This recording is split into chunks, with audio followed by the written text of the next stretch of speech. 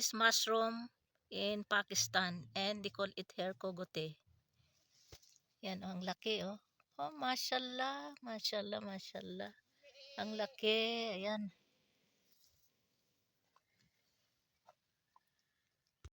So ito na yung aking lunch. Nilagang talong, nilagang okra with bagoong isda at kalamansi, lemon juice. At saka ito yung bagoong isda from Philippines. Thank you so much, Lot, from Islamabad. And then, nag-ano din ako ng spring onions, organic. Ito meron pa hindi ko kumuha ako doon sa baba kasi yung kinuha ko ay yung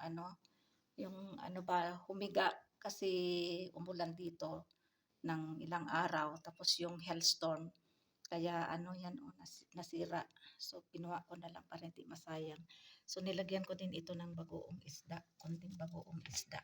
Ayan, kamatis. And then may dessert table banana at saka white rice, pinainit ko lang ito. Ayan, mainit-init pa. Kaya kain tayo kasi gutom na ako. Na may azan na ng duhar sa Rawlagut. So time check now I think is 12:45. So malapit nang maging 1 PM kaya gutom na ako. So kain tayo ng aking lunch. Para sa akin lang ito kasi sa kanila iba naman yung lady finger curry at saka yung chapati. So sa akin ito rice. Ayoko nang may mantika kasi lagi na lang kasi mantika. Ito na yung nakita namin nila kay na kogote doon sa field namin sa sa baba. Ayan tingnan nyo ang ganda ng curve niya. Tapos ito yung sa ilalim niya may lupa pa kaya ang gagawin ko dito ay ililinisin ko. Tapos ibabad sa tubig para matanggal yung yung dumi.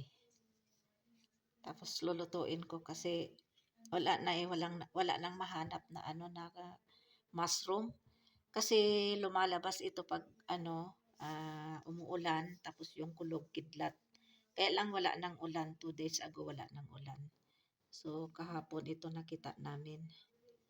Kaya ngayon lulutuin ko.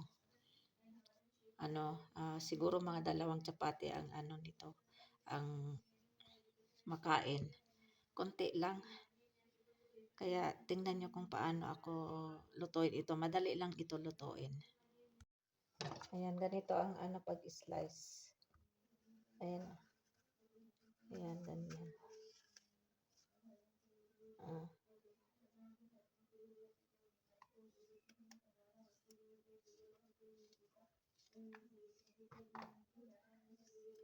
This is very expensive kind of mushroom here in Pakistan. Different our mushroom there in Philippines. You cannot see this kind of mushroom only here in Pakistan, nationwide, especially in all villages.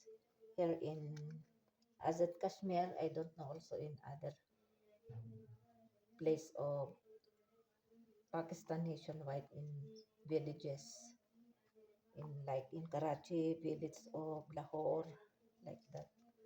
But here in Azad Kashmir, this kind of mushroom can be available during rainy days.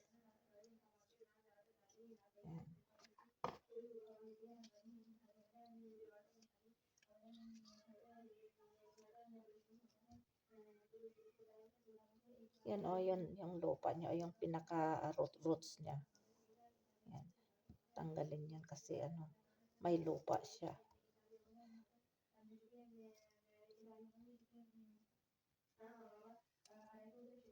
Yan, tapos huhugasan 2 to 3 times tapos ibabad ko sa tubig. Yan, hugasan ko ito. Dito ko hugasan.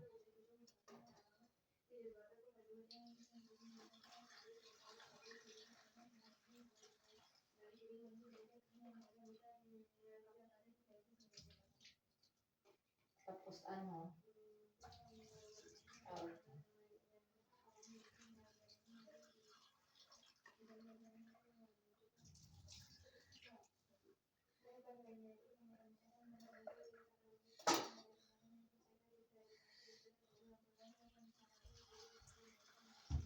So I already washed it. And then I will leave this one. Later on, I will cook. Yan.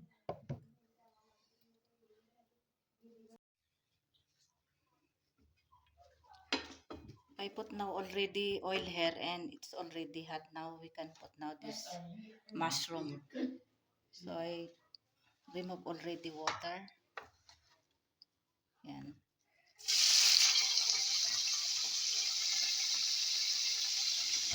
And then salt, little salt and chili powder.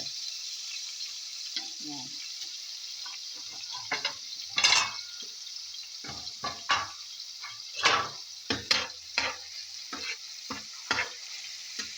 Because only 2 pieces, 1 big mushroom and 1 small. So this is the way they will cook.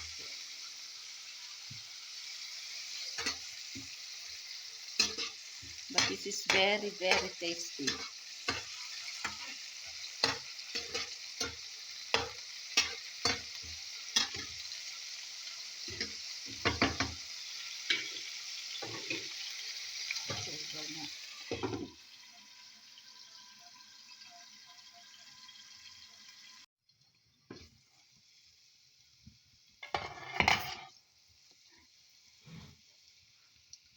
So this is already cooked.